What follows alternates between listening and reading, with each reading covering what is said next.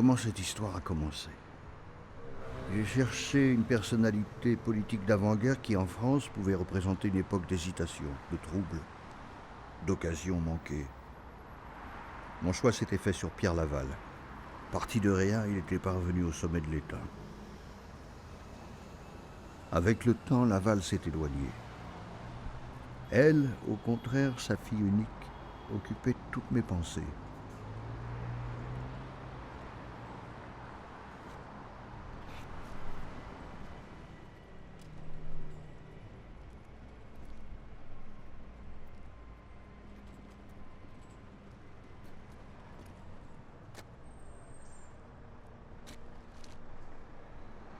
Le matin, je venais, j'entrais dans la bibliothèque. Le parquet est recouvert par un tapis marron, des peaux de panthère, une banquette en cuir rouge.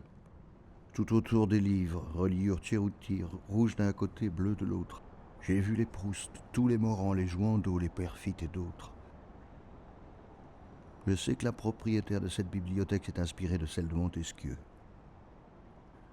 Je m'installe au bureau à la place de José. J'ouvre de grandes enveloppes blanches. On m'a classé les documents, lettres, notes, coupures de presse, des dizaines de carnets noués par des élastiques. Derrière les mots, il y avait ce qui m'était inaccessible. Noms codés, simples majuscules indiquant des lieux, des individus, des mots illisibles. José avait tout trié, rangé, et son mari, après elle, avait continué. Elle, vivante, je n'aurais jamais pu entrer travailler chez elle.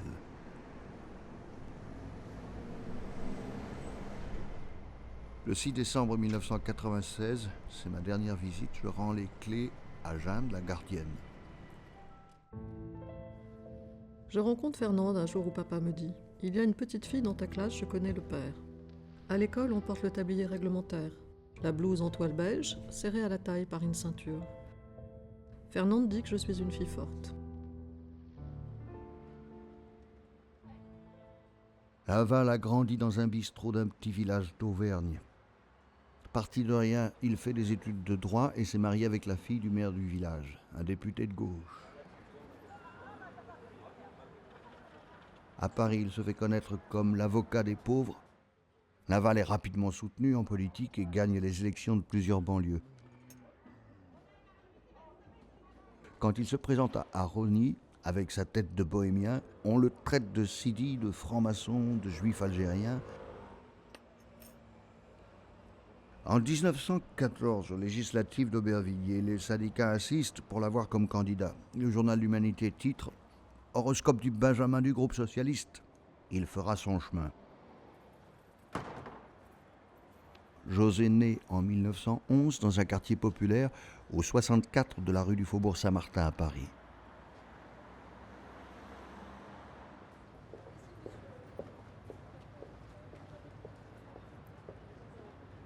Il remporte la mairie d'Aubervilliers, les électeurs l'arrêtent au passage. « Comment va ta fille ?» Je note dans mon carnet d'une belle croix ce jour de fête. À la séance de la Chambre des députés, papa devient ministre pour la première fois. Il y a l'affluence des grands jours. Anna de Noailles me donne des sandwichs au poulet pendant la séance de nuit. J'ai 14 ans.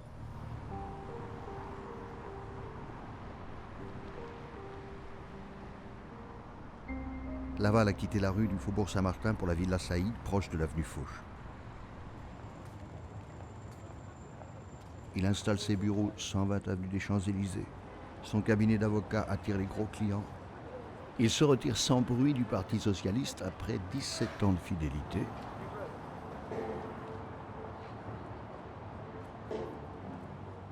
Le monde est secoué par la crise économique américaine. Les capitaux se réfugient à Paris. Le Parti communiste, avec 30 000 fidèles, prédit la mort prochaine du veau d'or. En 1929, la publicité de Citroën brille tous les soirs sur la Tour Eiffel. Le parfumeur milliardaire Coty vient de doubler sa fortune par des coups de bourse à Wall Street. Il lance le journal « L'ami du peuple » qui vaut 3 sous de moins que ses concurrents. À 47 ans, Laval incarne l'avenir à l'opposé des vieillards qui peuplent le Sénat. Papa me conduit tous les matins au lycée. Je lui fais acheter chaque jour un crayon et un cahier verni pour ma collection d'images. Plus tard, je me plains d'une robe qui ne me plaît pas. Le lendemain, en allant tôt au bureau, il arrête le taxi au Louvre et me fait choisir la robe qui me plaît. Une robe bleu saphir que je n'oublierai jamais. 1931 est une année merveilleuse pour José. Elle va avoir 20 ans. Laval est nommé président du Conseil, l'équivalent de Premier ministre aujourd'hui. Le pays est riche. Laval accepte de prêter 100 millions de dollars à la Reichsbank. La solidarité l'oblige à acheter de la livre. Les Britanniques la dévaluent dès le lendemain et la France tombe à son tour dans la crise.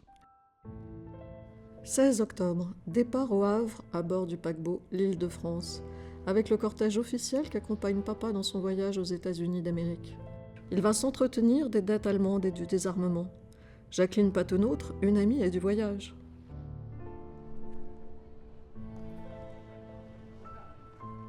Un jeune homme de 25 ans, René de Chambrun, fils d'une américaine de grande famille, descendant de Lafayette, est chargé d'accueillir Pétain, invité aux fêtes organisées autour de la mémoire de la Première Guerre mondiale. Dans la première voiture, Laval et Jimmy Walker, le maire de New York. Dans la seconde, le gouverneur de l'État, avec à ses côtés une jeune fille coiffée en béret, velours bleu ciel, qui répond par un signe de la main au cri « Vive la France, vive Laval ». On entend « Vive José ». La presse du matin a reproduit son portrait. Mademoiselle Laval est chic avec ses vêtements de Paris. Elle a la peau bronzée, son sourire est photogénique. Elle est la Parisienne idéale de l'homme américain à cause de sa gaieté, de ses fines chevilles. Elle est la Parisienne idéale pour les femmes américaines parce qu'elle porte un nouvel ensemble à chaque occasion. Elle est le stimulant de cette visite sombre et préoccupante de son père. Nous sommes accueillis par le Ticker Tape Parade offert à notre arrivée à City Hall. Dans la voiture, papa lève le doigt en riant vers les gratte-ciel. Sous les acclamations et les confettis, il admire le spectacle de la ville. Le soir, invité par le gouverneur de l'État au sommet de l'Empire State Building, le plus haut des gratte-ciel new-yorkais vient d'être construit. J'appuie de ma main droite la boule qui déclenche pour la première fois le dispositif d'illumination de la Statue de la Liberté devant une nuée de photographes. Au même moment, papa visite incognito Broadway et le métro. Il répond aux journalistes. « Que pensez-vous de l'Amérique ? Si j'avais 20 ans, je viendrais vivre ici. » En quelques jours, je suis célèbre. Je fais plaisir à papa, je m'habille en bleu.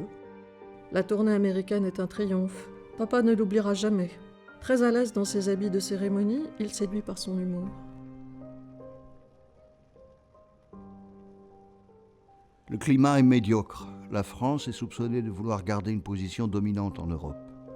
Même si la franchise de Laval sauve les apparences diplomatiques, les Américains restent intransigeants en matière de réparation de guerre.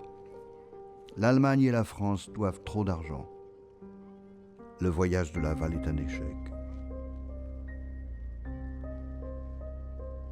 Papa garde en cadeau des milliers de petites boîtes d'allumettes bleues, marquées de ses initiales PL.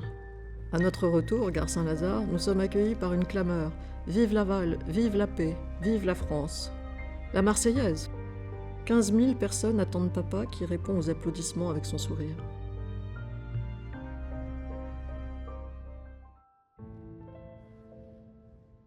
Le maréchal Lyotel m'écrit « Chère mademoiselle, je vous félicite d'avoir conquis en 4 jours un pays de 120 millions d'habitants. C'est là un signe du destin, un fait unique. » Avant mon départ, nous avions dîné. Il m'a amené chez lui rue Bonaparte, pendant que papa accueillait le sultan du Maroc et son jeune fils. Bousquet, qui était présent, m'apprend que papa l'a questionné sur son harem, et le sultan sur la Chambre des députés. Papa a répondu « La Chambre des députés, c'est mon harem. » Après Gandhi, le Time nomme Pierre Laval homme de l'année. Seul Français à recevoir cet hommage en un demi-siècle avec De Gaulle. Les mois suivants, José continue de voyager, frêle avec ses cheveux noirs bouclés.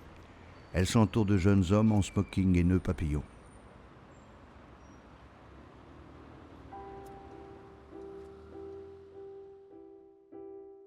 Au bal des petits lits blancs avec Miss Tinguette, Gaby Morlaix, Serge Liffard. Il y a vraiment tout le monde. Au ski à Saint-Moritz, retrouver les Citroën, coucher à 2 heures, danser au bar, robe blanche, patou. Le lendemain, dîner en robe Chanel avec Maurice de Rothschild et la princesse d'Arenberg. Je me sens admirée. Le 3, je déjeune en chandail angora, le 4 en chandail bleu et le 5 en chandail blanc. Le 30 janvier 1933, Hitler est nommé Reichskanzler par Hindenburg. Il déclare « Je ne ferai jamais la guerre ». Les opposants politiques et les juifs commencent à s'exiler. On s'inquiète du grand nombre d'étrangers venus manger le pain des Français. Plus d'un demi-million sont expulsés sans explication, sans indemnité. Laval n'est plus au gouvernement. Il attend son heure, convaincu de revenir. Pendant ce temps, José court les salons et les dîners. Pour se distraire et se cultiver, elle abandonne ses études de droit et suit des cours à l'école du Louvre.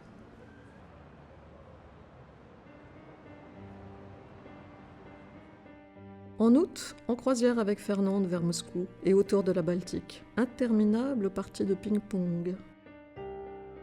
Tombée amoureuse d'un chien esquimau. Je le baptise Nanook, en souvenir du film de Flaherty. Sur le bateau, il fait des découvertes. Les glaces, les escaliers, le homard et les raviolis.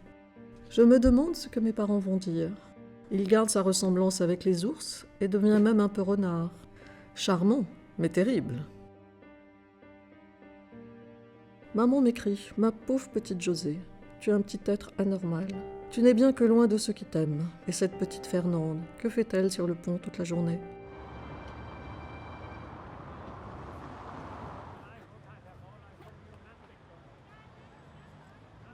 En lisant les lettres de sa mère écrites avec l'entête du Sénat, on trouve les mêmes critiques pour les absences répétées de sa fille, pour la charge mondaine qu'elle lui laisse. En même temps, on y trouve une fierté pour la belle vie. José répond, argumente et finit par obtenir ce qu'elle veut. Elle ne vient presque jamais au château de Châteldon en Auvergne, elle s'y ennuie.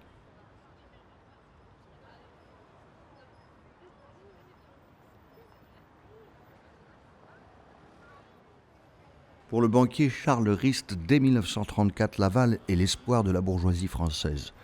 Une bourgeoisie qui panique lentement car elle ne dispose plus des moyens moraux et matériels nécessaires aux dépenses de la guerre. C'est l'époque où les portes de la consommation s'ouvrent, au moment même où le luxe insulte les chômeurs qui font vivre leur famille avec 11 francs par jour.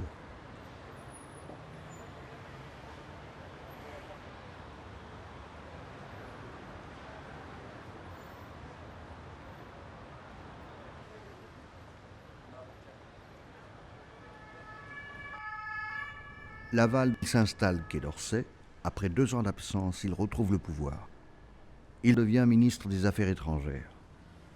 C'est un homme exigeant, autoritaire, orgueilleux, viscéralement hostile au retour de la guerre. Face à Hitler, Mussolini et Staline, il affirme que la paix n'a pas de prix et qu'il est prêt, s'il le faut, à aller rencontrer le diable pour négocier. José retrouve les appartements ministériels, les huissiers, les chauffeurs. Laval se rend à Rome le 4 janvier 1935 pour affermir les liens de la France avec l'Italie. Mademoiselle José Laval accompagne son père. Laval propose un rapprochement militaire pour intimider Hitler. Il ne comprend pas les ambitions de son partenaire. Mussolini négocie sur l'Éthiopie. Dans son tailleur noir, les yeux chauds, les ongles rouges, José passe pour une jeune fille intelligente, charmante.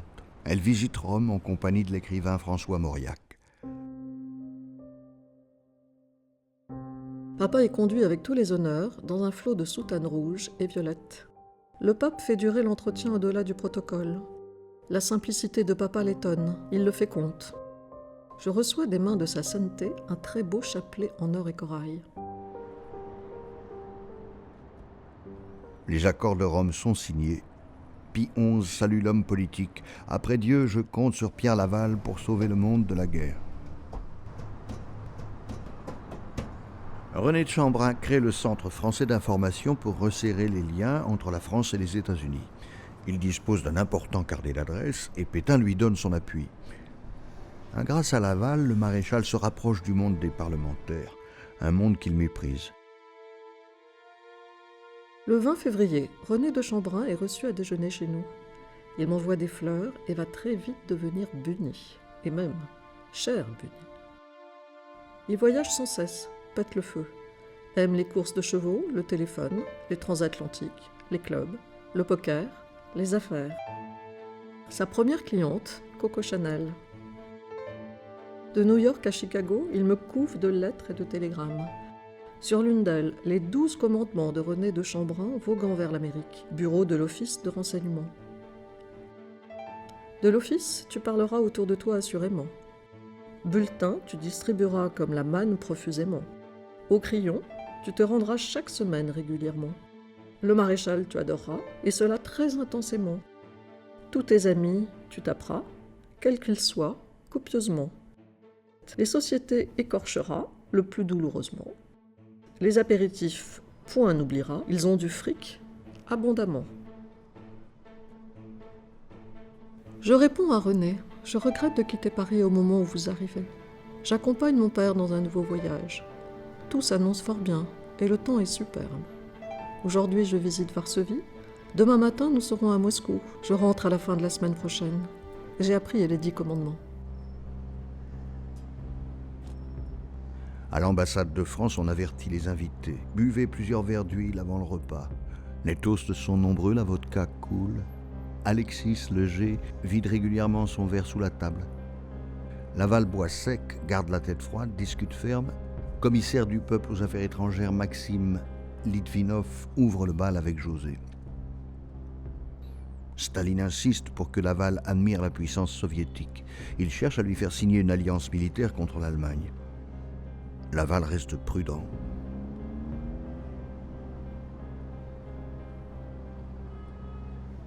José ne garde pas de notes sur ses voyages à Rome, à Varsovie ou Moscou. Elle est reçue par le pape, danse avec des ministres, des princes, des commissaires du peuple, des ambassadeurs. Qu'a-t-elle ressenti quand son père l'a présentée à Mussolini et à Staline ?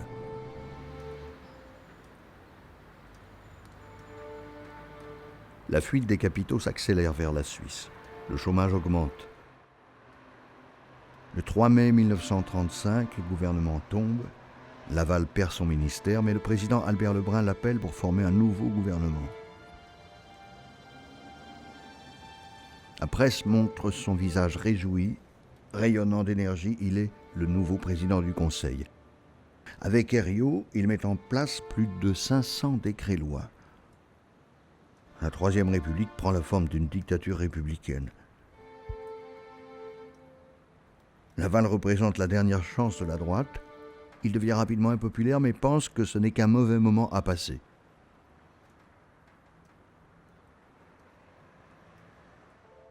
Heureuse des succès de papa. Le printemps est si beau à Paris. La mode est au blanc cru des piquets de coton, de la crétonne glacée, des toiles de lin, des reps épiqués d'albène. Avec le noir, le blanc se marie et se compose. Avec René, nous sommes amoureux.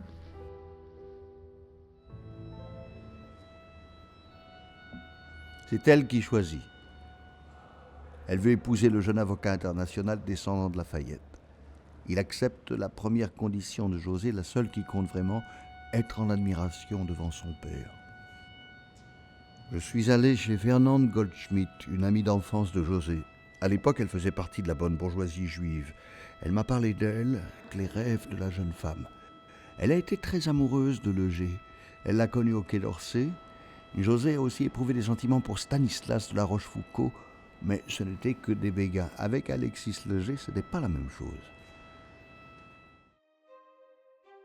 Le 21 août, le magazine Vue publie un numéro spécial, un grand mariage de la Troisième République.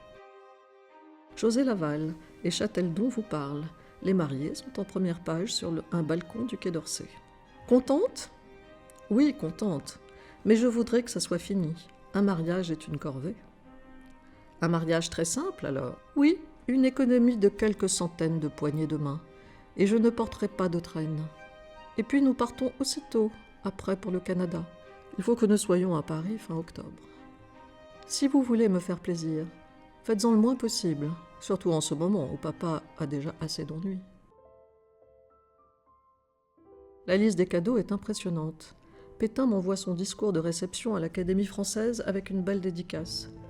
Papa nous offre une petite Delage bleue décapotable qui nous attend dans la cour pour le grand départ pour le Canada, les États-Unis.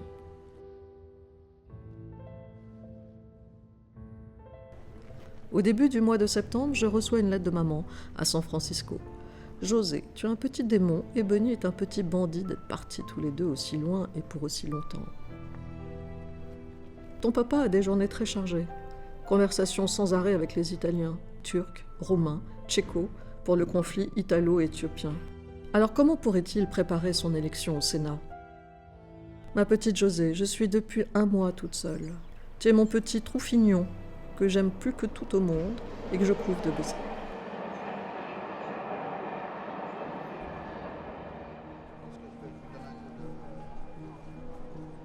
Le 3 octobre, les troupes italiennes envahissent l'Éthiopie. La politique de Laval est un échec. La ministre lâche « Regardez ce Louis XI de grande banlieue qui avance à pas feutrés avec ses petites ruses, espérant accomplir de grands desseins. » Dans les meetings du Front populaire, on crie « Laval démission ». José se plaint de ne pas avoir de nouvelles. À Vancouver, Washington ou New York, elle veut savoir « Que se passe-t-il en France ? Comment va son père ? Est-il toujours solide à son poste ?» Les mois sont difficiles à Paris et à Genève. Laval tente de résister à la pression. Pour sa fille, Jeanne Laval découpe la presse. Elle va au Sénat, suit l'actualité, écoute, conseille. Départ à 10h pour New York. Maman achète un énorme lapin en chocolat pour Bunny. De retour, jouer aux courses à Longchamp. Papa et maman partent pour Châteldon, pessimistes. Le 2 mai, c'est le 2e jour des élections législatives. Le Front populaire triomphe. Terrible. Les grèves éclatent.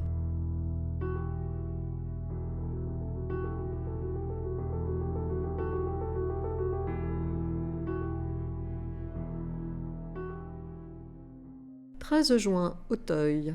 Gagner 15 000. Le 14, gagner 6 000 à Chantilly. Le 4 juillet, tout va mal. Grève de l'essence. Mise en pli. Je vais aux Fouquet's. Le 19, début de la guerre civile en Espagne, Franco. Acheté avec maman un grand manteau de Vison. La chute de Laval est saluée à gauche comme un triomphe. La droite ne le soutient plus et l'accuse d'avoir donné le pouvoir au Front populaire. Après une politique ferme et contestée, il laisse un pays avec un budget en équilibre, mais le chômage explose. Il se retrouve isolé, amer, tout en gardant la certitude d'avoir raison contre tous.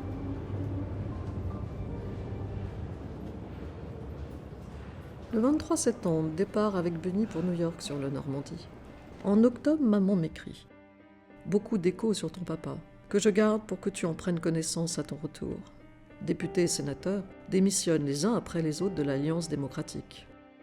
Nanouk le Grand a eu son croissant, mais je doute que le petit Nanouk en mérite autant. Je t'aime, ma José. Si le petit Bunny fait une petite bêtise, au lieu de le gronder, caresse-le, et dès que vous êtes seuls, embrassez-vous. Papa ajoute, moi aussi.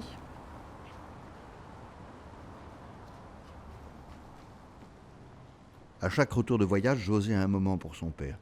Elle vient au ministère, à son bureau, au Sénat.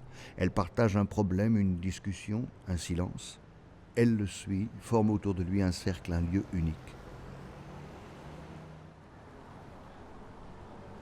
La chute du gouvernement de Léon Blum l'encourage à jouer sur les rivalités politiques qu'il connaît bien.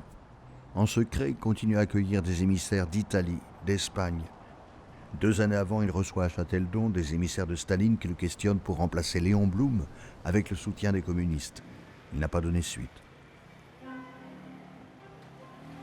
21 juin, cocktail Paul Morand, très amusant.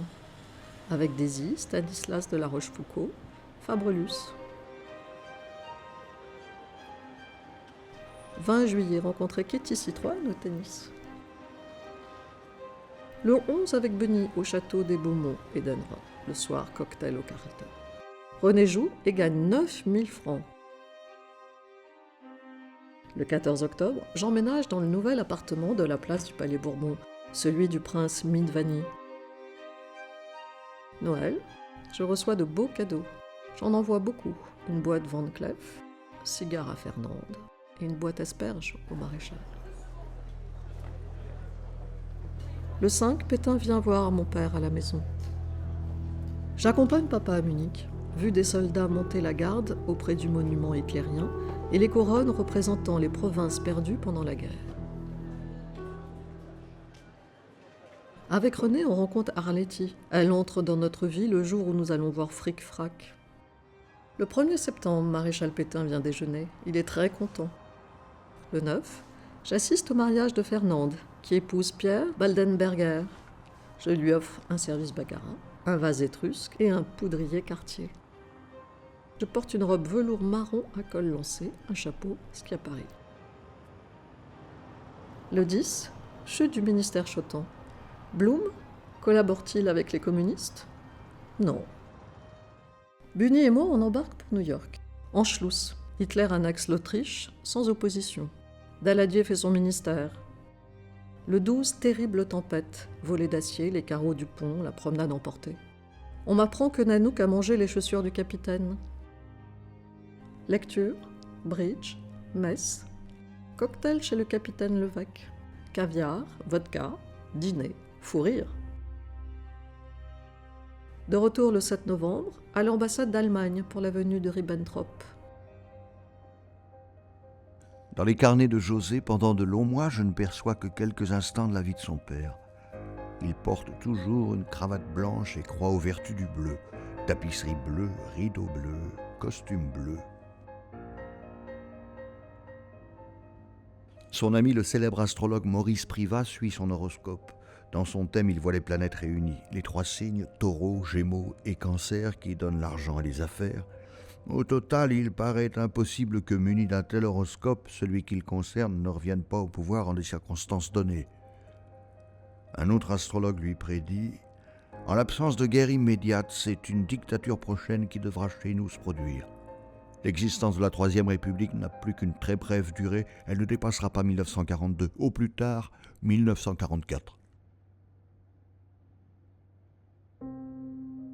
15 mars, Hitler prend la Tchécoslovaquie. Le bruit court que papa est en Italie en mission pour 2 jours. Bobard, évidemment. Le temps est suspendu. Le 30 juin, bal costumé chez le comte de Beaumont. On admire la duchesse d'Harcourt. Il y a tous les Rothschild, Guimier, Jean Schumberger, Christian Bérard, déguisé en grand vizir. Le 23, Bunny a 33 ans. Le 24, il est mobilisé.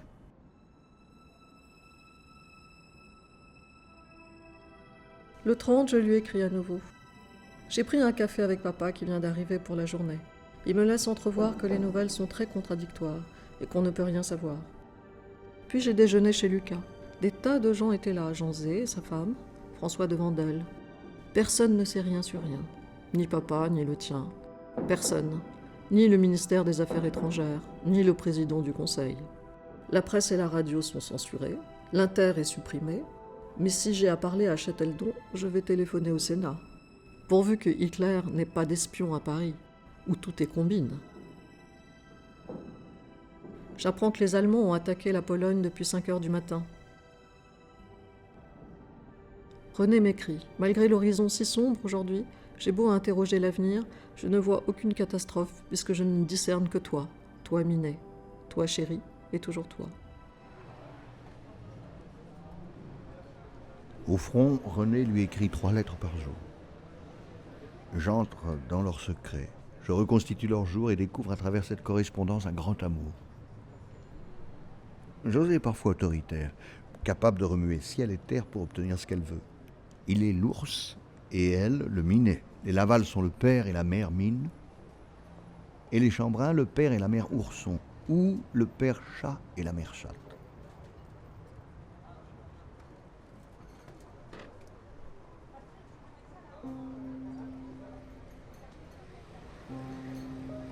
Le 14 mars, papa fait un magnifique discours en comité secret au Sénat sur la conduite diplomatique de la France. Je le retrouve au Fouquet's avec Jean Giraudoux. Il a été formidable. Sa figure en est la preuve. Il avait 30 ans. Il a tout improvisé. Acclamé par le Sénat.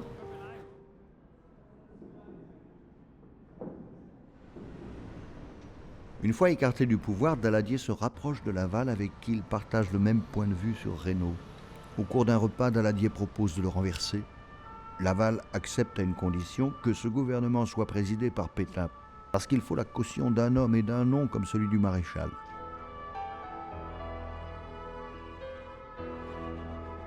Panique à Paris. Papier brûle dans la cour du Quai d'Orsay. On appelle Végan, Pétain. Je fais revenir papa. Le 18, remaniement Reynaud. Pétain vice-président, Mandel passe à l'intérieur. Reynaud prend la guerre, Daladier affaires étrangères. Pas de dîner le soir car papa est fatigué.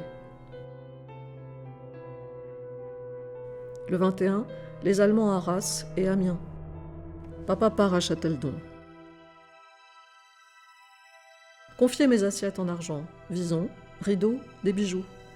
Je trie mes papiers. L'après-midi du 13, j'arrive à Vichy. Papa apprend que les Allemands sont à Paris. Végan nous dit avoir trouvé l'armée dans une situation désespérée. Il n'y a plus rien. Le 16, démission de Reynaud. Pétain prend sa place. Demande d'armistice. 17 juin, papa rentre ce soir. Il a refusé d'être ministre d'État ou de la Justice. Végan s'est opposé. Le 23, décision. Papa accepte d'être ministre d'État, vice-président du conseil du cabinet Pétain.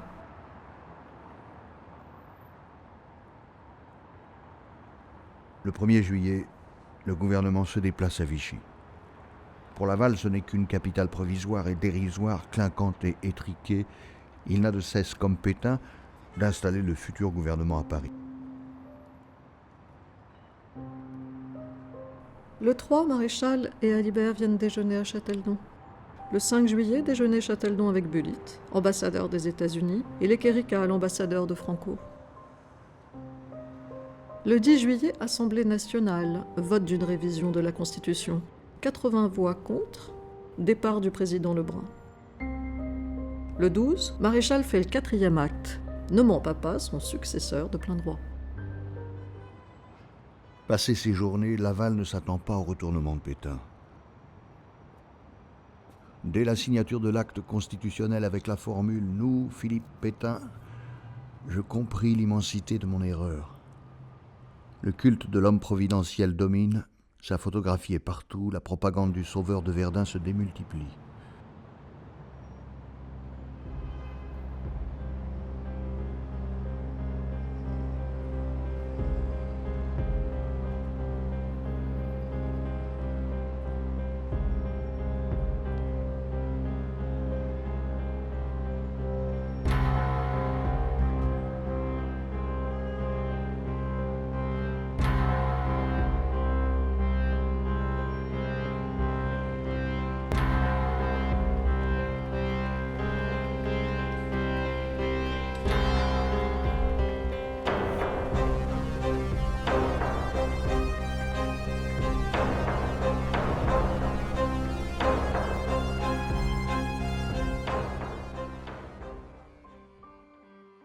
12 juillet, Fernande vient passer l'après-midi à Châteldon. Dîner Maréchal avec ses collaborateurs.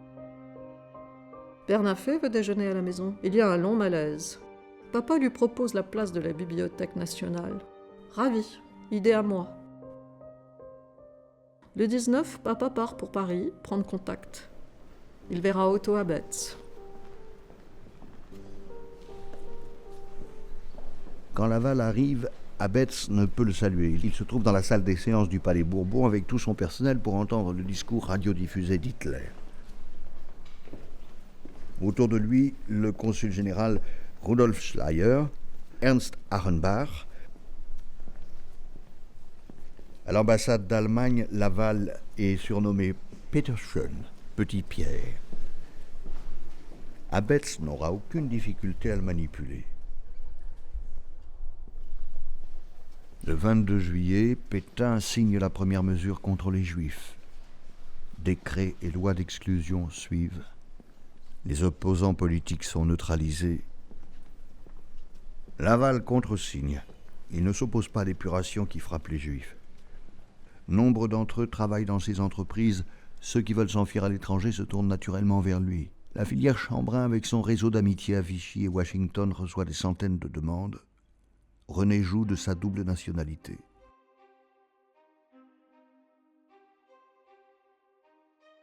« 1er août, déjeuner avec l'ambassadeur du Japon à Châteldon. Commentaire à la radio sur les Juifs qui sont partis. Le 7, arrivé à l'hôtel Matignon, je retrouve mes habitudes. Grand tralala, garde républicaine. Le lendemain, déjeuner Maxims avec Brinon et Fontenoy. Papa à l'ambassade d'Allemagne. Bunny et moi, on embarque pour New York. 7 septembre, déjeuner Ritz avec le nouvel ambassadeur de France, les quartiers, le propriétaire du Washington Post et son épouse. Je note à la fin de mon agenda. Problème numéro 1, Roosevelt préfère ne pas voir Bunny. Problème numéro 2, horrible critique dans New York Herald. Au Plaza, j'affronte des remarques que je trouve invraisemblables. 20 octobre, déjeuner à Long Island avec Charlie Chaplin. Rumeur de déclaration de guerre avec Angleterre. Je vais me faire photographier, ensuite un Coca-Cola.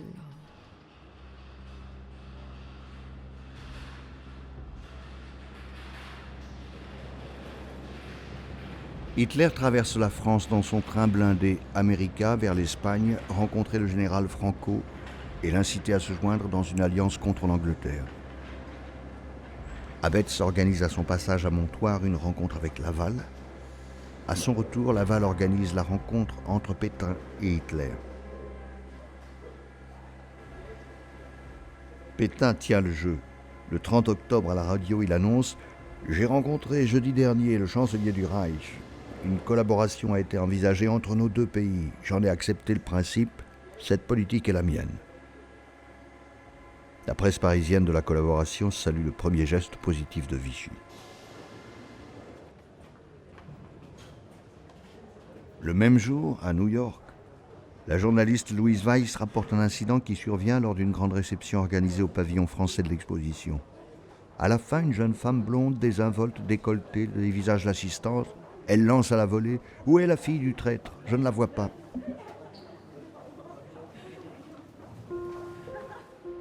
Le 5, élection Roosevelt, réélu pour la 3e fois. Le 13, au cours d'un déjeuner, on me pose la question « Vous sentez-vous vraiment allemande ?» Seul au cinéma, vu Fantasia de Walt Disney. 18, je m'achète une aigle marine. Marché dans Broadway. Je décide de rentrer sans Bunny. Passe par Lisbonne, où je retrouve Saint-Exupéry, Kisseline, Jean Renoir et René Clair qui s'exilent aux États-Unis.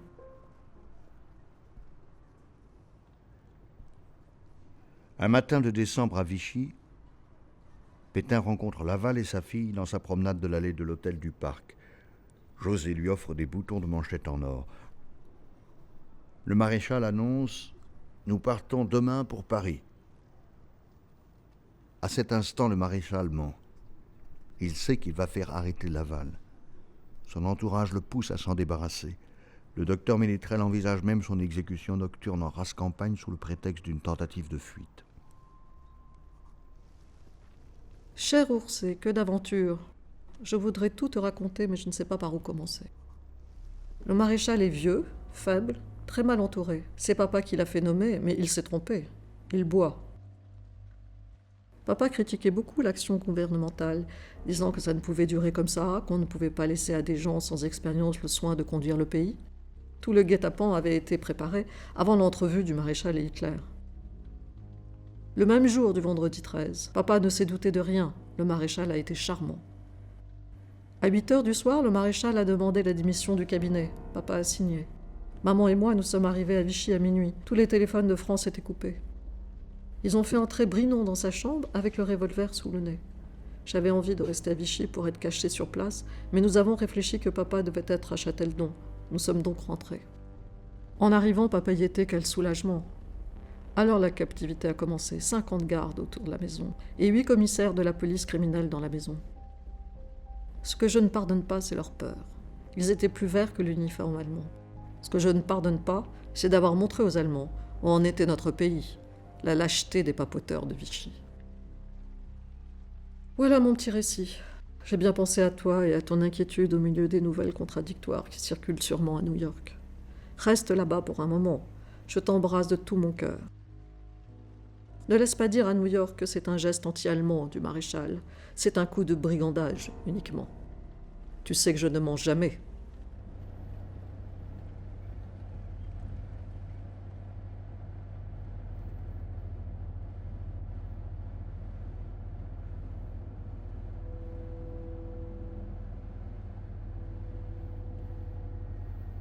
2 jours après son éviction, Laval écrit une lettre personnelle à Hitler.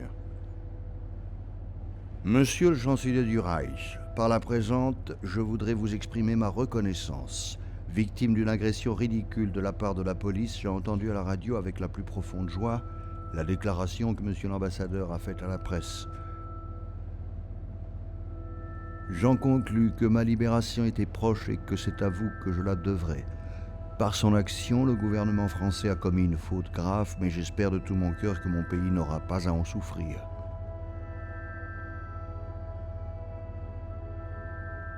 Une collaboration doit être loyale, sans ambiguïté, sans arrière-pensée. C'est ainsi que je la comprends et que je l'ai toujours pratiquée. Rien de grand ni de durable ne peut être réalisé par la duplicité. J'aime mon pays et je sais qu'il peut trouver une place digne de son passé dans la nouvelle Europe que vous construisez. Je crois pouvoir conclure de votre attitude, monsieur le chancelier du Reich, que vous avez foi dans la sincérité de mes efforts. Dimanche, à Paris, les Allemands ont remis le corps de l'Aiglon à la France en témoignage de l'admiration d'Hitler pour Napoléon et pour marquer son appréciation pour la politique de collaboration de papa.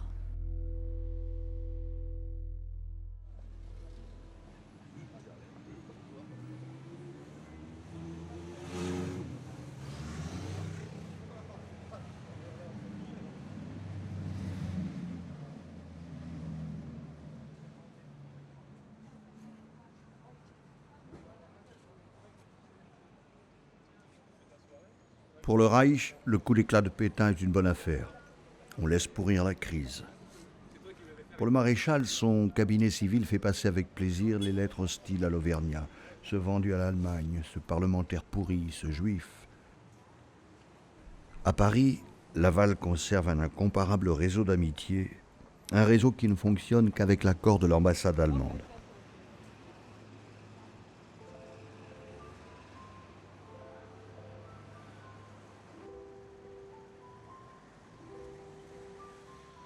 Fin décembre, je vais à Vichy pour un télégramme à Buny. Rencontre Madame de Brinon.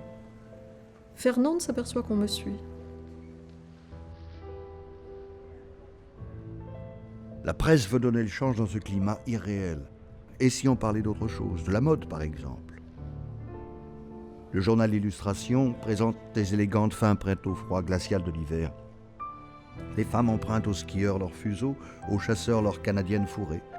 Elles demandent à leur bottier qui n'a plus de cuir des chaussures à semelles de bois qui claquent comme des galoches d'écoliers. On cherche des fourrures, chats, chiens, cheval, moutons sont sacrifiés.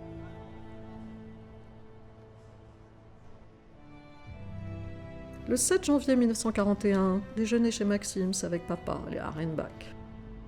Le soir, à nouveau chez Maxims, avec le général allemand Turner, les Dubonnet et les Sacha Guitry. Le 18, coiffeur, quartier, Hermès. Le 19, je pars avec papa. Continuer la route seule jusqu'à Vichy, où je retrouve Madame de Brinon et Louise Weiss.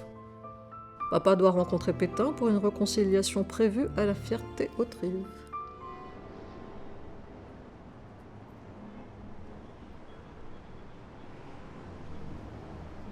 François Dupré, président du Plaza et du Georges V, et René de Chambrun cherchent à favoriser le rapprochement entre Français et Allemands. Ils organisent les banquets de la table ronde. Le Ritz accueille chaque mois 25 Français, 25 Allemands, privilégiés du monde économique et politique. 11 février, cocktail chez Paul Morand. Rentrez vite. Dîner à la maison avec papa, les Dubonnet, Arletty, les Poniatowski, Drieux et Sering. Comme toujours, Arletty parle à tort et à travers. Elle évoque la rencontre Pétain-Hitler à Montoire. Ce petit incident, ça jette un froid. Alors pour faire rire, elle rajoute « Je minimise ».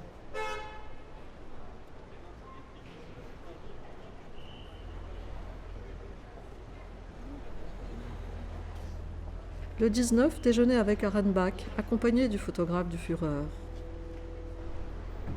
Fernande vient me voir pour son jeune frère pris dans un camp de prisonniers. Elle est sans nouvelles.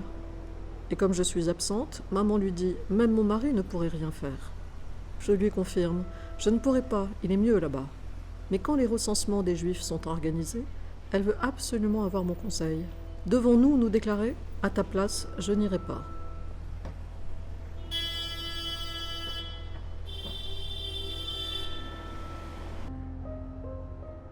Le 8 Maxims, dîner Jean Luchaire et sa fille Corinne aux ambassadeurs, Schleyer, Scapini.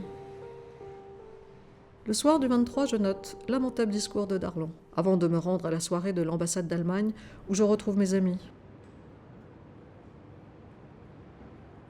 Quand Göring vient à Paris, les Allemands donnent une grande réception où Arletty est invité. Il y avait la Popesco qui avait connu Göring à 20 ans, Guy Triella, la Laval et quelques autres.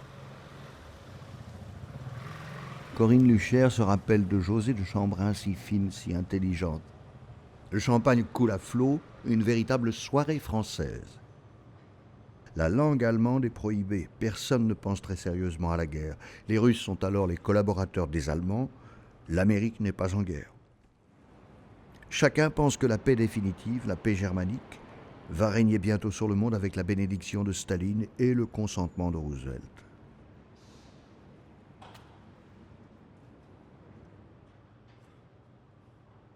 Avant de quitter l'ambassade, j'ai encore l'occasion de parler avec Suzanne Abetz, qui vient d'acheter de nouveaux bijoux et ne peut s'empêcher d'en souligner l'éclat et la richesse.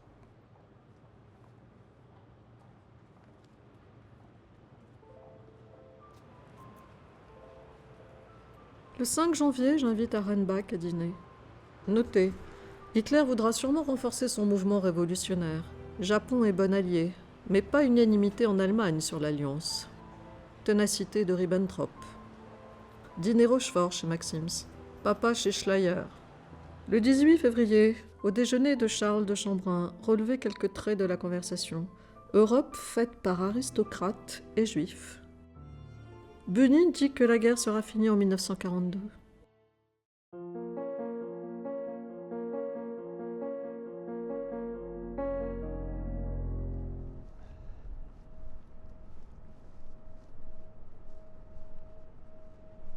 Le 24 février 1942, Arenbach descend à Vichy voir Pétain. Il croise René de Chambrin dans le train. Le Führer a fait savoir qu'il considère dorénavant le retour de Laval comme souhaitable. Ce retour est l'œuvre indirecte d'Abetz qui le recommande au Führer. Les déportations débutent le 3 mars 1942, mais 1100 Juifs ont déjà été arrêtés en décembre 1941 et forment le premier convoi vers Auschwitz.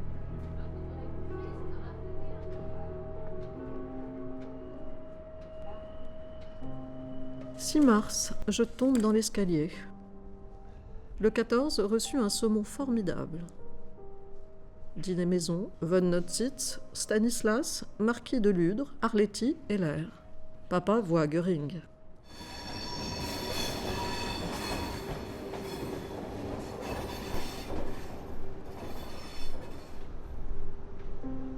Commencement de la crise gouvernementale. Le 25, 12 heures, nouvelle masseuse. 16 heures, dentiste. Papa voit maréchal dans la forêt de Randan. 1er avril, j'ai 31 ans. Le 10, maman m'appelle de Châtellon. Papa est président du conseil, je la rejoins. Le soir, 20h, discours radiodiffusé de papa, parfait. Le 15, dîner chez Brinon. Papa fait son ministère. Avant d'appeler autour de lui les hommes sur lesquels il peut vraiment compter, Laval règle la question du partage du pouvoir. Il met Pétain en retrait. Les mauvaises relations entre les deux hommes affaiblissent le gouvernement de Vichy à la grande satisfaction des Allemands. Leur hantise, que les Français soient soudés entre eux, face à eux. En plus de chef de gouvernement, Laval s'attribue les 3 portefeuilles qui comptent les affaires étrangères, c'est-à-dire les relations avec l'Allemagne et les États-Unis, la propagande et l'intérieur. Au ministère de l'Intérieur, Georges Hiller s'occupe de l'administration et René Bousquet de la police. Laval n'ignore pas l'hostilité de la population qui monte autour de lui. Le 18 avril, des journalistes se trouvent à Vichy face à un homme aux cheveux gris, le teint terreux mais déterminé à gouverner. 30 avril, retour à Vichy. Je fais ma rentrée à l'hôtel du Parc. Paul me rend à 9h pour me demander sa réintégration et son évaluation au rang de ministre. Il m'écrit « Votre père, son allocution était d'une grandeur unique. Et par-dessus tout, on sent qu'il souffre. et on sent qu'il aime ceux à qui il s'adresse. Je voudrais montrer à tous mes amis étrangers que je m'engage derrière votre père parce qu'il n'y a pas d'autre politique française. Votre ami. Il est nommé chargé de mission au cabinet de papa début juin.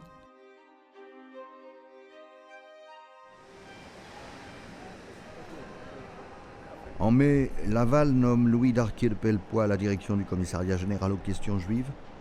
Imposé par les Allemands, il est un homme fanatique, antisémite radical, en remplacement de Xavier Vallat, jugé trop modéré. Fritz Sauckel, le négrier de l'Europe connu pour sa dureté et sa vulgarité, reçoit les pleins pouvoirs d'Hitler pour expédier de toute l'Europe toute la main-d'œuvre ouvrière possible vers les usines du Reich. Face à cet homme, Laval essaie de gagner du temps. Il propose le système de la relève qui consiste à libérer un prisonnier de guerre pour 2 départs de travailleurs libres en Allemagne. Les Allemands imposent 1 pour 3. Laval réclame la confiance de la nation, elle s'y refuse, il insiste. Il invite même les épouses des prisonniers à les rejoindre pour travailler. On prépare le discours de la relève. Je travaille dessus avec les collaborateurs de papa. Quand il insère la phrase « Je souhaite la collaboration avec l'Allemagne », ils se sont tous émus, ils protestent. Papa cède, mais au dernier moment, il rétablit son texte. Quand il le montre à Pétain, papa a écrit « Je crois à la victoire de l'Allemagne ».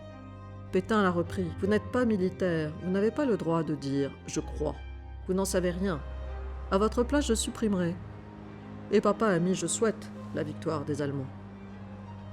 7h15 chez Arletty pour écouter le discours sur la relève. Fernand écoute aussi la radio. Quand j'ai entendu « Je souhaite la victoire de l'Allemagne », j'ai cru que le monde s'effondrait. C'était indéfendable.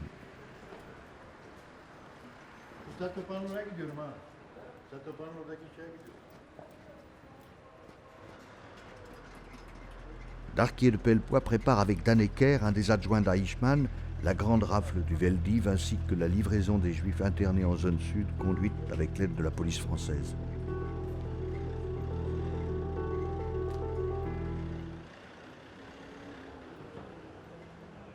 Le 16 juillet, le cardinal Suard, archevêque de Paris, écrit personnellement à Laval. Vivement affecté par les drames familiaux dont devraient s'accompagner d'après certains bruits les déportations de Juifs, je viens vous faire connaître mon émotion et mon inquiétude. Si ces bruits étaient fondés, je vous demanderais instamment de tout mettre en œuvre pour éviter dans des heures déjà pénibles ce qui blesserait beaucoup d'âmes et mettrait pour de longues années une amertume peut-être irréparable. 16 juillet, dîner maison avec maman sans papa. Fritz Sauckel ne dîne pas à l'enclos, très dur. Le 17, petit déjeuner à Matignon, 6h Arletty, 7h Sering, dîner maison. Le 23, je prends le train de l'État, 3h30 entre Paris et Vichy. Commencez à lire l'éducation sentimentale de Flaubert. 31, masseuse, coiffeur, reçu un jambon serrano, couché très tôt.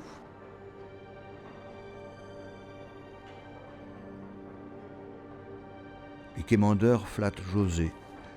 Il la sonde, glisse des mots en sachant qu'ils vont circuler, finir par atteindre son père. Jean Jardin lui fait parvenir « Cher ami », il finit par « qu'il la lise tranquillement ». Qu'il la lise et qu'il sache, José lit et trie.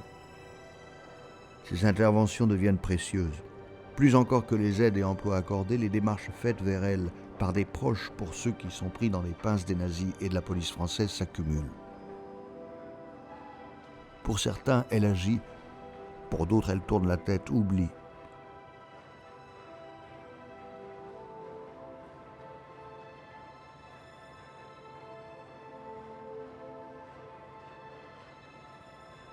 Michel Epstein, mari de l'écrivain Irène Nemirovsky, écrit le 6 août 1942 au directeur des éditions Albin Michel « Pourriez-vous m'indiquer l'adresse du comte de Chambrun ?»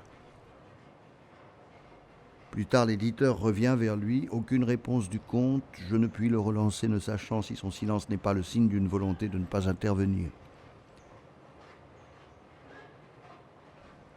José a-t-elle été informée ? Connaissait-elle Irène Nemirovsky et l'avait-elle lue? Peut-être ne pouvait-elle rien faire. Nemirovsky est arrêté par la police française et meurt à Auschwitz le 17 août.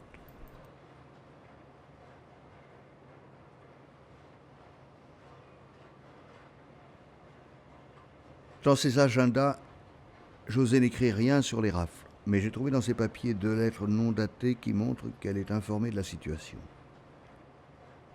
L'une d'elles, détaillée, porte sur l'intervention d'une jeune amie, Michel Lévy, arrêtée.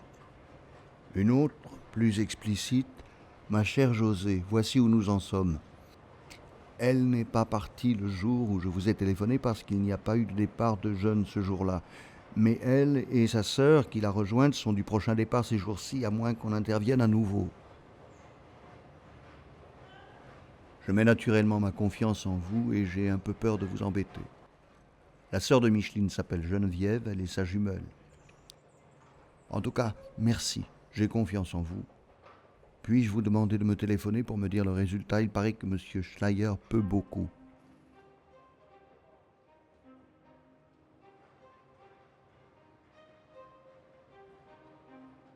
« 26 août, déjeuner Ritz avec Arletty. Commander une paire de chaussures Georgette. Remettre Fagnon de la Légion tricolore qui part sur le front russe. Je refuse. 31, mes parents arrivent à Paris, déjeuner Matignon. Mauvaise nouvelle, réquisition. Commencer la Divine Comédie.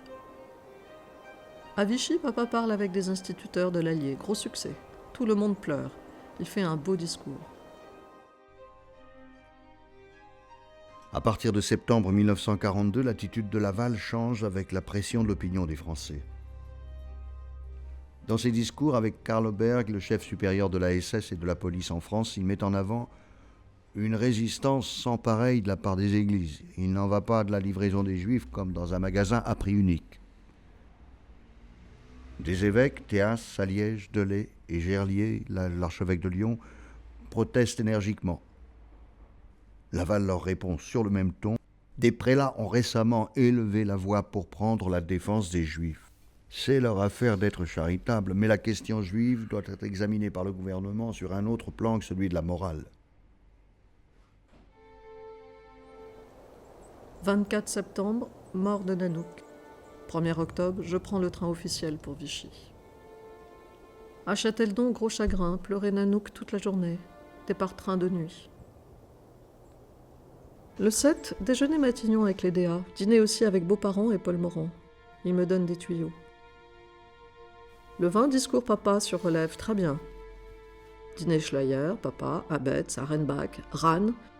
Brinon demande à Buny pourquoi les radicaux ne marchent pas à fond. Le 8, attaque américaine sur Alger et le Maroc. Entrée du Bonnet nous réveille avec ça et demande si c'est vrai. Nous partons pour Châteldon. Il est très tard. Quand j'arrive, papa s'apprête à partir pour Munich. Toute la famille est angoissée. Le lendemain, déjeuner au Fouquet's. Crainte Italie. Sensation analogue à celle de mai et juin 1940, de suspens de vie, fin d'une époque. Papa partit la veille pour Munich pour répondre à une offre d'alliance de l'Allemagne. Ciano, le gendre de Mussolini, y est.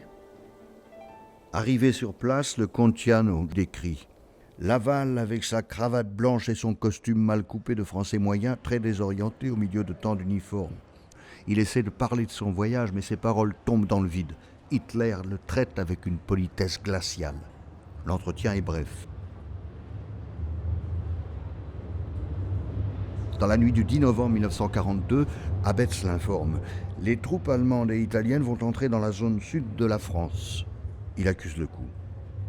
Ciano note ensuite dans son journal politique « Laval offre la collaboration complète de la France avec l'Axe, mais que représente en réalité Laval d'Auvergne ?»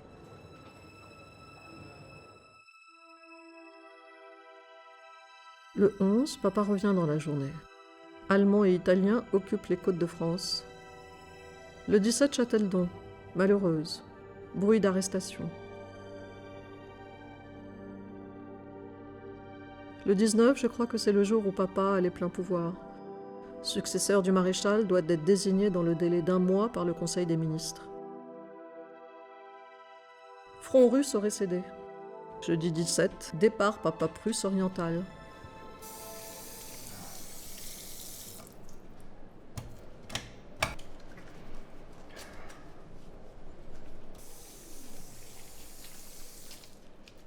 Lundi 21, Papa rentre d'Allemagne. A vu Hitler, Göring, Ribbentrop, Tchano.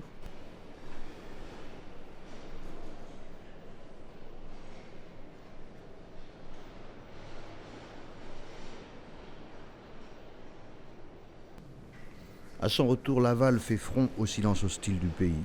Son ton change avec les ministres, il ne supporte plus qu'on le contredise. Il reçoit Gerlier. Les persécutions suivies de rafles de juifs étrangers sont massives. Laval répond à l'archevêque « Mais enfin, monseigneur, ne voyez-vous pas que le communisme est l'ennemi numéro 1 ? Si l'Allemagne est vaincue, l'Allemagne devient communiste, puis l'Italie, puis la France. » Le 2 janvier 1943, portait une nouvelle robe rouge de Balenciaga. Le 5, déjeuner à Rennbach avec Déa, parler de Toulon. Je lui passe le compliment. Il a reproché dans un article au gouvernement de n'avoir pas donné l'ordre de ne pas s'aborder.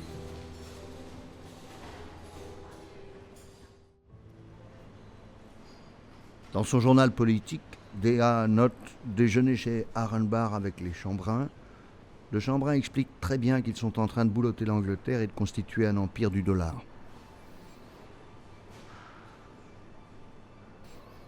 Quand il réveille Laval à 4 heures du matin, tout est déjà en train de couler à Toulon. Arenbach reconnaît qu'il y a une inertie du gouvernement français. Laval doit entamer une grande politique sans quoi la patience allemande aura des limites. Mercredi 6 janvier, cinéma. Les petits riens avec Rému, Fernandel, Cécile Sorel. Madame de Brinon m'envoie une galette des rois. Départ en train spécial avec mes parents arrivés à 4 heures. Trouvé à Châteldon un vase de Sens donné par le maréchal. Lundi 28 janvier, déjeuner Matignon avec Darnan, chef de la milice. Le 28, j'accompagne à la gare mon père qui repart. Je reviens avec Bousquet. Le lendemain, au déjeuner de l'Ekirika, je retrouve les Brissac, Bonnard, Sophia, Bergerie, Göring, l'interprète Schmitt.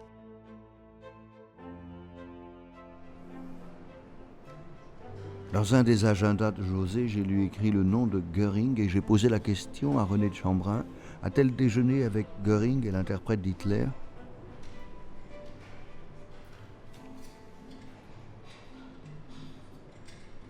Il a hésité et en fin de compte m'a dit que ce n'était pas possible. Alors José a-t-elle confondu ?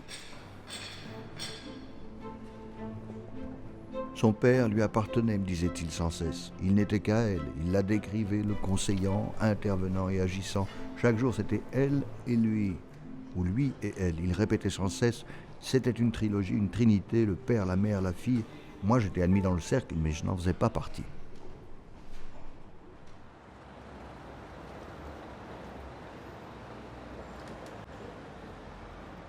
Par un décret paru au journal officiel, Laval devient le chef de la milice française.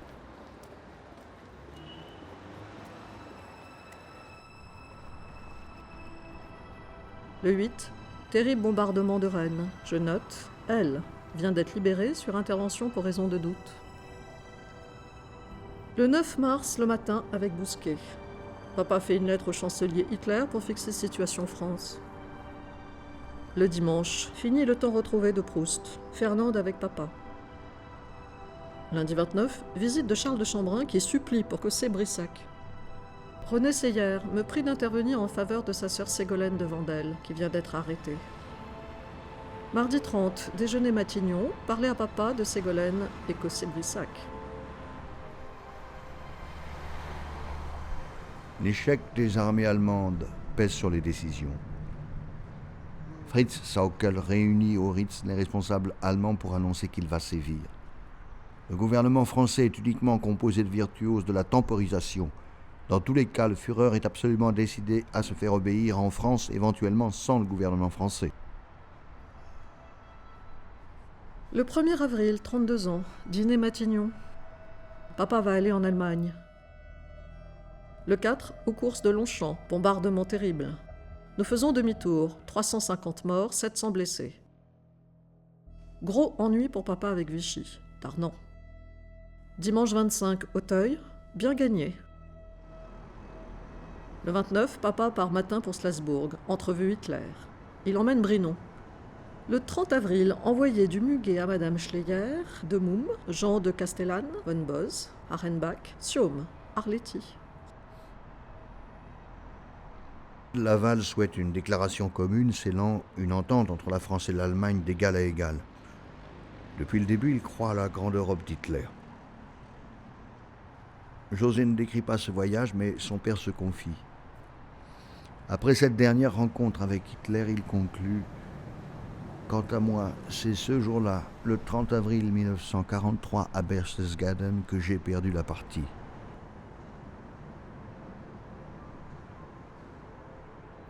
Maréchal dit d'accord politique extérieure, mais pas intérieure. Papa a raison, mais devrait affirmer son indépendance. Le 18, libraire, ne trouve pas les livres d'Aragon et Kessler. Défendus, mais Catala me les prête. 30 mai, Melchior nous apprend qu'Arletty a été chahuté. 5 juin, discours de papa.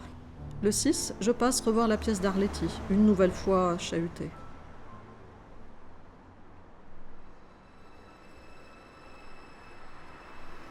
Evelyne, qui a une histoire avec Ruth Dubonnet, a peur que je la fasse arrêter. Le 26, démission de Mussolini, la veille à minuit. 4 août, Deauville sur la plage. 6, papa vient en avion rencontrer Fritz Sockel qui demande 500 000 ouvriers de plus. Papa doit les refuser, la réunion dure 7 heures. Arenbach m'appelle de l'ambassade. Le président a fait une syncope.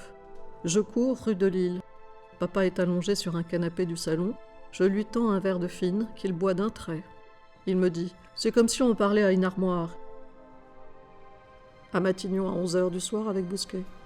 Avec Arletty, on mange des gâteaux merveilleux. Le 10, beaucoup d'arrestations à Paris.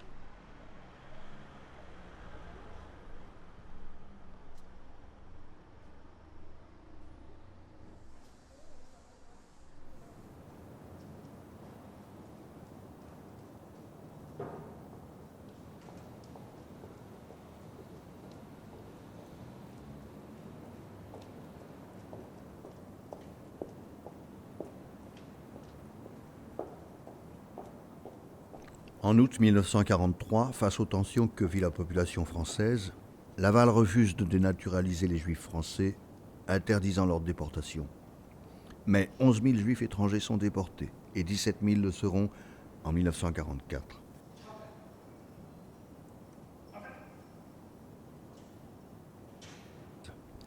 « 80% d'entre eux sont arrêtés par la police française.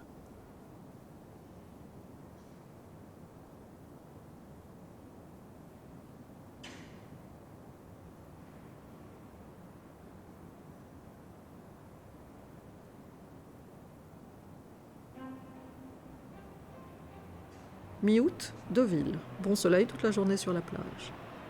Le 18, retour à Paris, pas de soleil. J'achète pour 4 500 francs de crevettes. On les fait cuire en arrivant. Courbouillon. Le 21, à Châteldon, Jacqueline Patonneau téléphone plusieurs fois pour qu'on ne réquisitionne pas sa villa. On s'amuse avec papa de l'attitude de Louvette, Papy, Nabucodonosor et Médor. On les aime. Le soir, dîner à Charmeil chez le maréchal. Mercredi 8 septembre, libération de Ségolène de Vandel. Je vais voir René Seyer à la Croix-Rouge. Il pleut, j'ai commencé le cheval blanc d'Elsa Triolet. Le 10 à nouveau à Deauville, coup de téléphone. Discours d'Hitler, la trahison italienne semble vraiment avoir été mal faite. Mussolini délivré par SS, parachutiste et avion silencieux.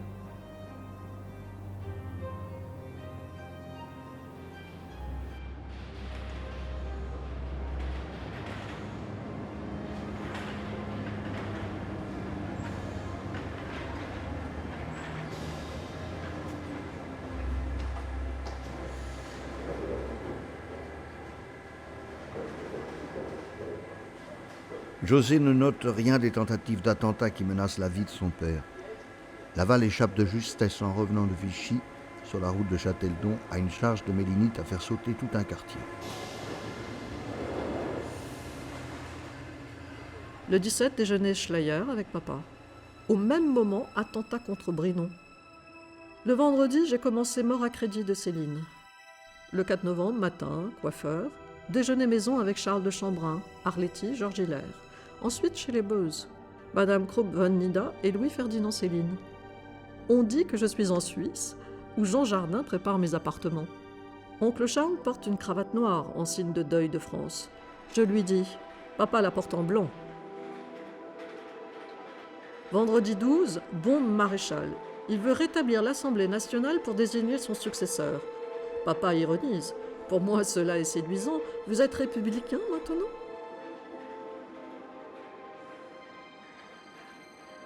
Déjeuner Paul Morand avec Jardin, Céline. Passionnant. Les Allemands interdisent le message du maréchal.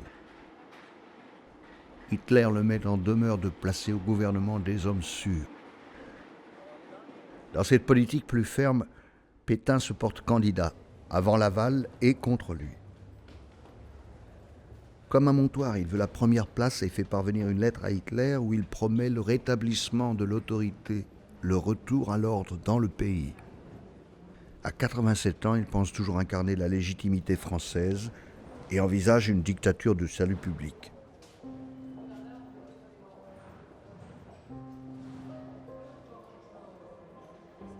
Comment c'est bagatelle pour un massacre de Céline. Bunny vient m'apprendre qu'Abetz revient. Le 24, poker, un peu perdu. Les Quérica, Sofia Barcello. Elle me parle de l'Espagne. Franco croit à la victoire allemande. Le 30, à Châteldon. Je dis à papa, mission Abetz. J'ai manqué ma leçon d'allemand. Le 16, je ne fume plus depuis 1 mois et demi. Le 12 janvier, José passe chez Keller et Cartier acheter des cadeaux pour le consul Krug von Nida et son épouse rappelée en Allemagne. Elle les reçoit déjeuner avec ses beaux-parents et le ministre Catala.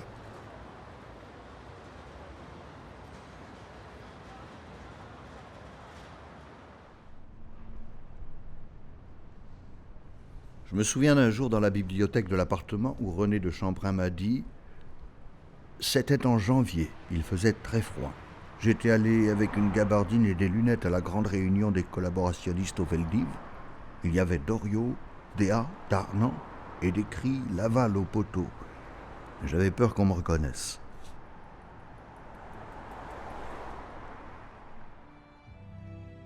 « 1er avril 1944, 33 ans. Déjeuner Matignon avec Boudelon, numéro 2 de la milice. Le 18, masseuse, cartomancienne. Grande prospérité mois de juillet, août, mort probable beau-père. Le lendemain, déjeuner avec mes parents chez Lestrauve, le successeur de Krug von Nida, avec les Dill, les Weissmann, le directeur du contrôle politique allemand à Vichy, Darboux et Schmitt.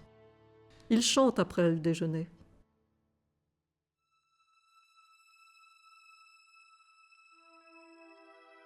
Arrivé à Vichy à 6 heures, agitation, bruit court que papa arrêté.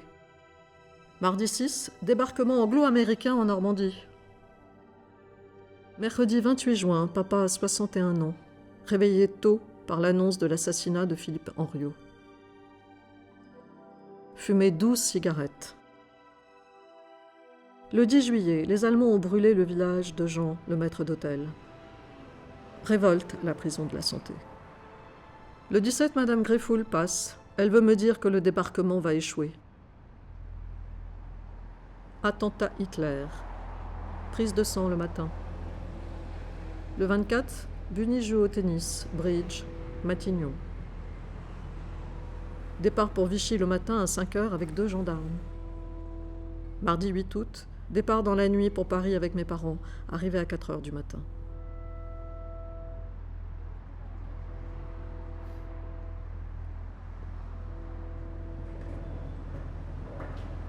Le jeudi 17 août, Laval tient son dernier conseil des ministres à Matignon aux Bougies.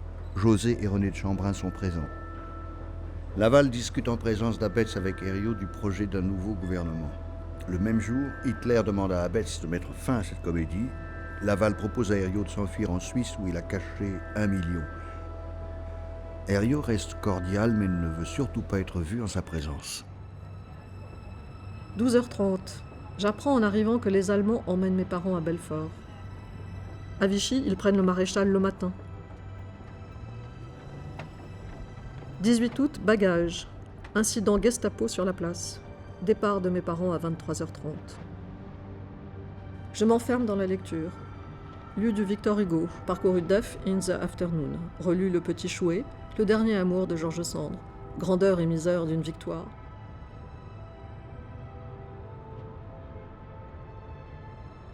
Les Allemands installent Pétain, Laval et les partisans de la collaboration au château des Hohenzollern à Sigmaringen. Dans son refuge, Laval installe ses trésors. L'argenterie prise à Matignon le jour du départ. 20 millions de francs, des liasses de dollars, des caisses de cigarettes, Lucky Strike, Gauloise, Bastos. Et pour les allumer, des pochettes d'allumettes frappées à ses initiales offertes lors de son voyage aux États-Unis. Jeanne Laval hurle les noms de ses chiens, elle les appelle comme pour se croire chez elle.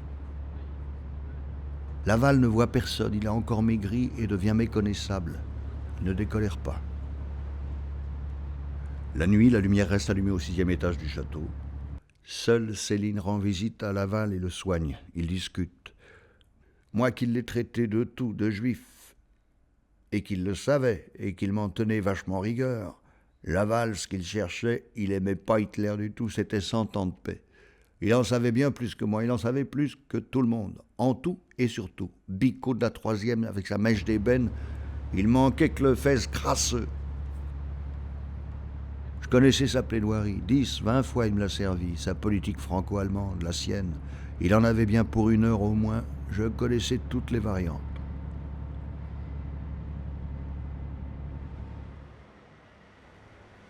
José et René partent le 5 novembre 1944 et se cachent chez des amis. Arletty, qui se cache près de Melun, écrit à la mère de René « Vous devinez sans peine combien je suis anxieuse de rester sans nouvelles de mes grands amis. »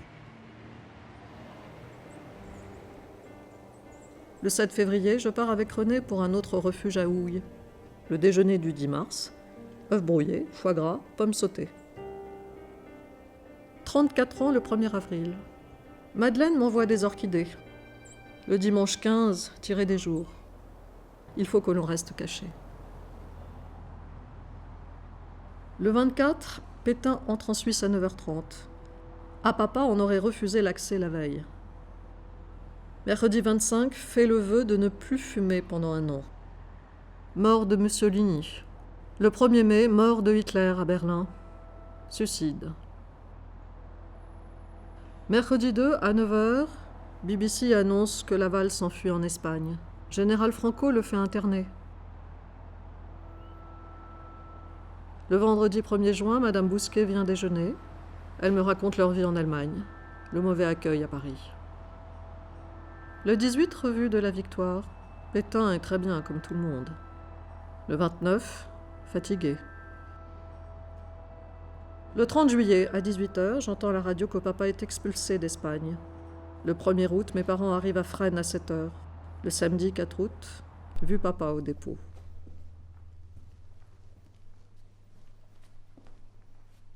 José travaille à la défense de son père avec son mari et ses avocats. Dans une cellule proche de Laval, René Bousquet rédige des notes. « Je vous ai trouvé en pleine forme et j'ai confiance. Je vous l'ai dit tout à l'heure, les cartomanciennes et leurs oracles sont avec nous. Ne vous laissez pas abattre et gardez confiance. On va venir m'éteindre la lumière, je vous dis bonne nuit et courage. Les mauvaises heures passeront, je vous embrasse. » Vendredi 10, vu maman pour la première fois. Le 14, le Japon capitule, fin de la guerre. 15 août, à 4h50 du matin, condamnation à mort du maréchal Pétain. Les interrogatoires commencent à la haute cour de justice. Je veux voir papa. Il monte magnifiquement au panier à salade. Le lundi, on me ramène la papille à midi, bien malade. Je la couche dans ma chambre. Ma papille meurt dans la nuit.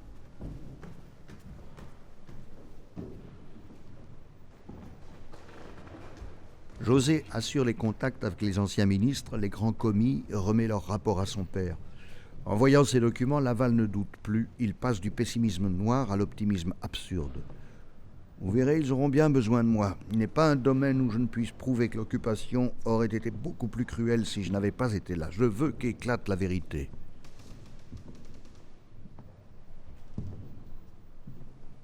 Alberno, l'un des 3 avocats de Laval, est fasciné.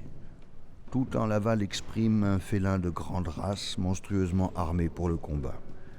Sa fille, José, s'avance vers nous, très à l'aise, trop à l'aise même, me tend la main avec un rien de familiarité condescendante, très fille du président. Pour elle, les choses sont claires. Papa n'a pas besoin d'avocat, il lui suffit de parler pour convaincre. Elle me lance « C'est l'acquittement que nous voulons ». Ses yeux bridés et noirs jettent un éclair d'orgueil méprisant pour toute cette humanité négligeable qui ose juger son père. Elle rajoute « Vous ferez un magnifique discours qui sera le point culminant de votre carrière. »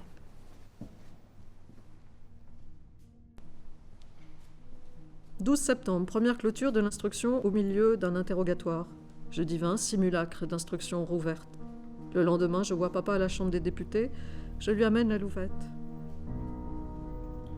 Le 22, dernière instruction de papa. Il me parle de sa mort, que quand on est condamné, on ne voit plus sa famille, qu'on ne vous rend pas le corps avant 2 mois. J'entends à travers la porte l'interrogatoire. Le soir, Baraduc dîne avec moi. Le mardi 25 septembre, maman est relâchée le soir.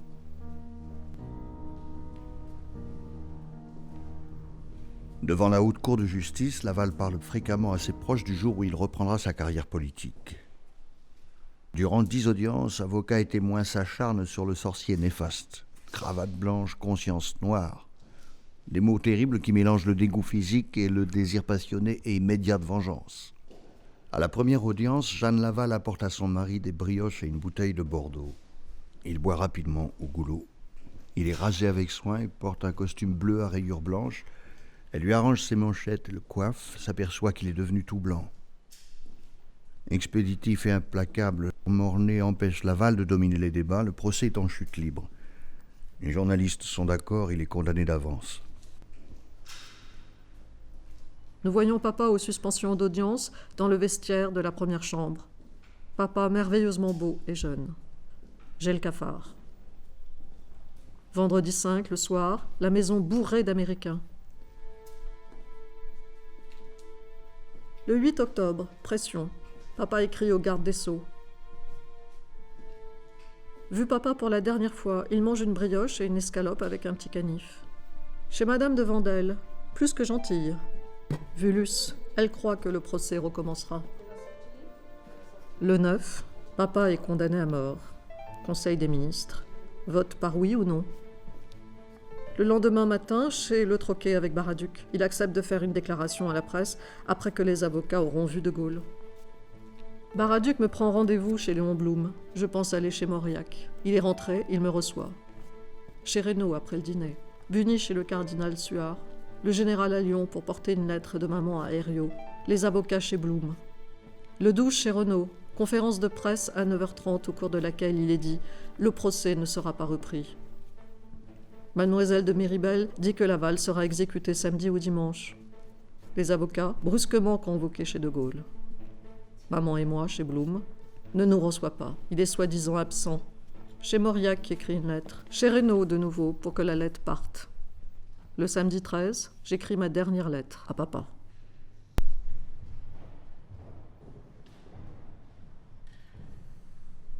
Dans le quartier des condamnés à mort, Laval met la tenue spéciale conçue pour ceux qui vont mourir, la bure. Il plaisante devant ses défenseurs. « Vous avez vu mon smoking ? Regardez-moi bien, vous ne verrez sans doute jamais plus un président du Conseil habillé de la sorte. »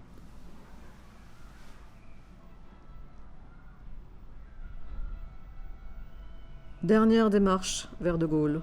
Il fait dire qu'il a tout lu, qu'il n'a aucune raison de me voir, sauf si j'ai un fait nouveau. Inutile. Tout est fini. C'est pour demain.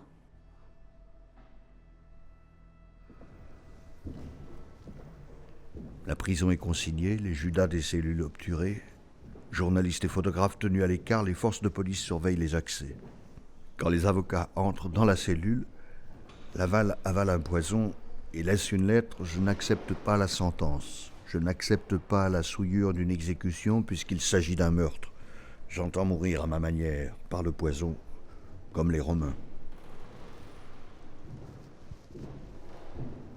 Naud se souvient.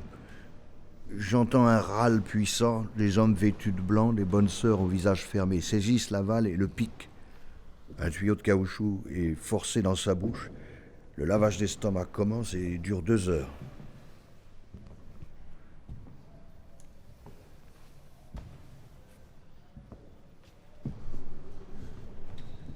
Après avoir raté son suicide, on le transporte au poteau. Il obtient une entorse au rituel, on ne lui passe pas la cagoule. Contrairement à sa demande qu'on ne tire pas sur son visage, il est complètement défiguré.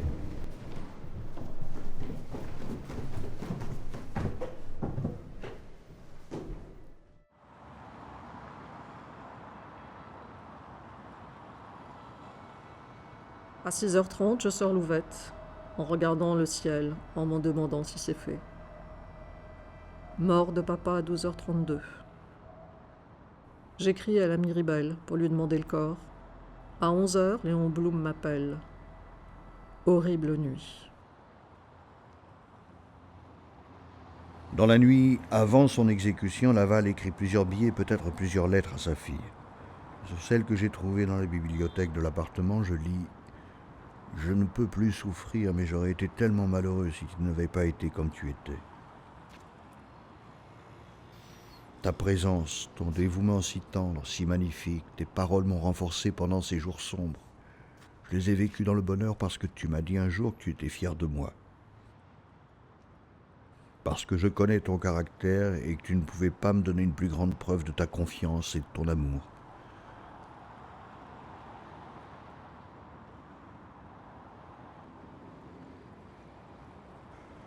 Ma petite Josée, je te serre bien fort dans mes bras.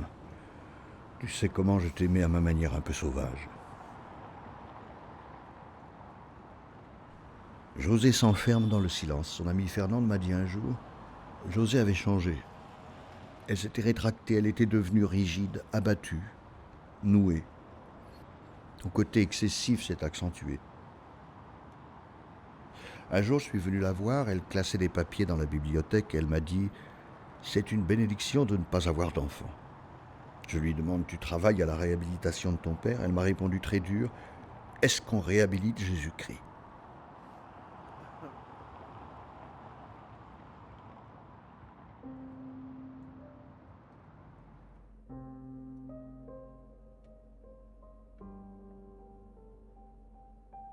Le 6 février, j'achète un petit cadre chez Cartier pour papa.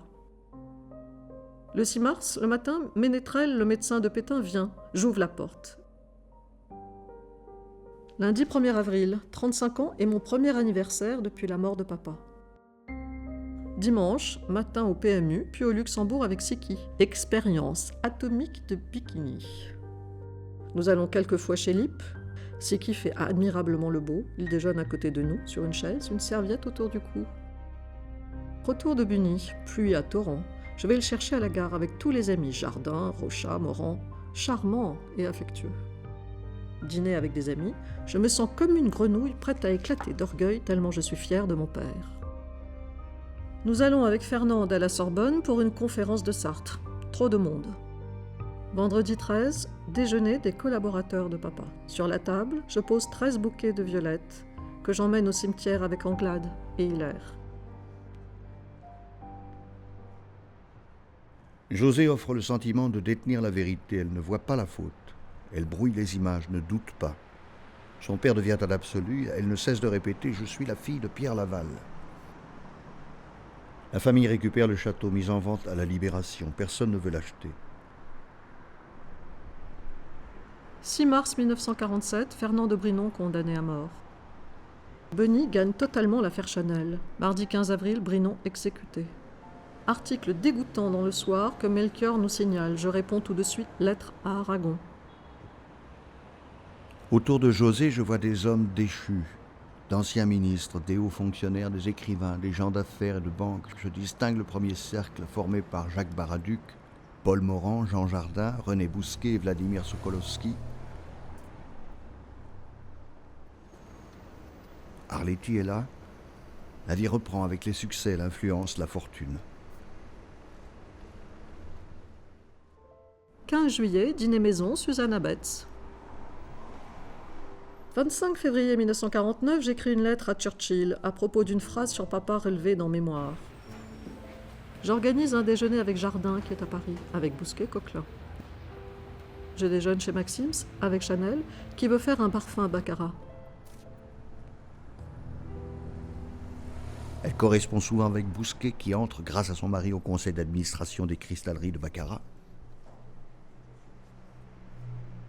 Aux proches, elle lit ses lettres, elle les distribue au groupe de fidèles.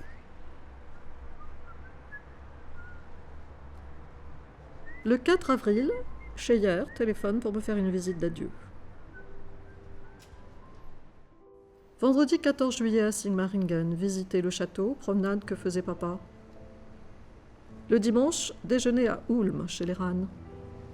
Le 18, visiter les usines Krupp, déjeuner avec Margaret Arenbach, Arnaud Brecker et un ancien collaborateur de Göring.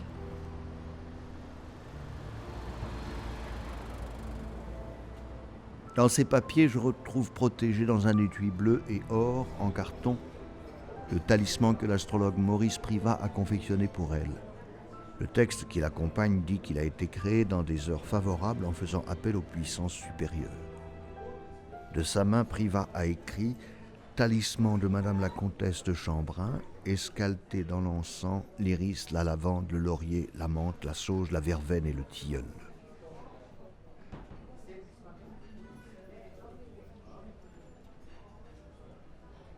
Le 10 octobre 1952, messe pour la comtesse Griffoul. Toute la société de Proust, aussi détruite, pouilleuse, méchante. Les seuls normales, les Rothschild et moi. Chanel me donne un bracelet en rubis. Le 29, j'écris à René. Devine sur qui je suis tombée. Hilaire, buvant une demi-bouteille de champagne avec une très bonne mine. Il est là en catimini pour arranger une affaire. J'ai fait un beau paquet pour Abetz qui m'a coûté très cher. Elle m'a téléphoné pour me remercier et dire que Arenbach arrivait demain. Le 1er novembre, je passe au cimetière Montparnasse. Il y a déjà plusieurs bouquets sur la tombe. J'aimerais bien savoir qui l'aimait. 9 mai 1954, vue de Gaulle à l'Arc de Triomphe. Lamentable, rose et ventre. Le 13 décembre, je réunis pour la première fois les anciens collaborateurs de papa. Bunny dit qu'il y a de plus en plus de monde. On ne peut plus les recevoir dans l'appartement. Maman n'y tient plus. Elle nous dit « Arrêtez ça ». Le 10 décembre 1959, mort de maman. Je la ramène à la maison. Beaucoup de visites. Le 31, je prends possession d'une nouvelle Cadillac. Ce rouge est affreux. Le volant est rouge aussi. J'espère qu'on s'y fera. Siki adore la voiture. En voyage, il a son bol en cristal de Baccarat, sa brosse, son peigne et ses jouets. René de Chambrun m'a raconté que Baccarat fabriquait des sulfures pour la reine d'Angleterre. 300 ordinaires et 50 supérieurs pour Churchill, les grands présidents des États-Unis, Washington, Lincoln, etc. Et José lui a dit « Je t'interdis de faire une sulfure de Roosevelt. » Hoover a eu la sienne, mais pas Roosevelt. José a demandé de faire fabriquer par Baccarat 20 sulfures ordinaires et 50 supérieurs avec le portrait de son père. Le 21 avril, Dior, Cartier, Vilmorin, au bois avec Siki et Albert. Il pleut. Il tombe dans mes bras et y reste. Bonheur parfait. Je l'embrasse longuement, avant de replier le drap de bain sur lequel il est mort. Je cache sa mort pendant longtemps pour que personne ne m'en parle. Quand on me demande de ses nouvelles, je réponds « ça va tout doucement ». Dans le jardin un peu plus haut, quand j'ai pu me promener en 1995, j'ai trouvé un grand tombeau ouvert laissant 3 places vides. Le père, la mère, la fille. Pas très loin, contre un arbre, une pierre tombale blanche avec les noms des chiens. Le petit tout nu, Louvette, Papy, Nanouk, Siki. Une autre, plus loin, avec Médor. En mars 1963, déjeuner chez Maxims, avec Schmitt, traducteur international, interprète d'Hitler, sévère contre Paul Reynaud. Le 5 mai 1971, j'assiste à la projection du film Le chagrin et la pitié de Marcel Ophuls. Bunny y est, papa, ses chiens. Bunny semble inquiet et maladroit. Le 8, les gens d'Ormesson et Christian Dior à déjeuner. Au mois de mai, j'offre des presse-papiers avec le portrait de papa coulé dans du cristal de baccarat. Le 20 octobre, hier soir, première de Sagan et souper de 180 personnes chez les Rothschild, les Chirac, Edgar Faure, les Perfit, les Schumann, Jacques Chazot qui me présente. Pierre Berger me dit qu'il me doit tout pour avoir rencontré l'écrivain Colette Renard à la maison.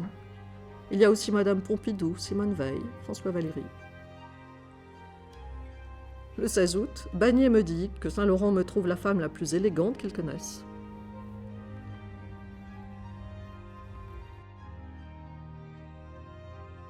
L'écrivain Jean Chalon me parle de José de ses réceptions.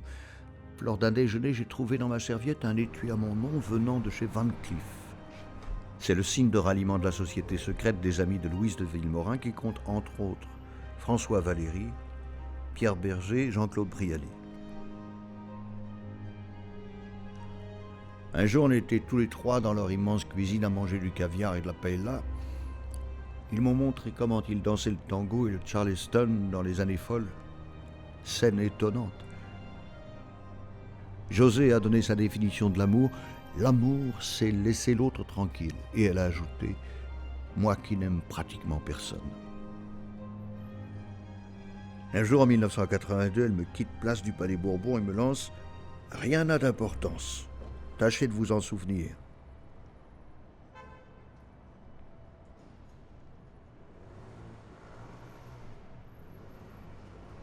Le 26 juillet 1991, chez Givenchy, elle commande une robe noire puis un manteau bleu marine chez Saint-Laurent.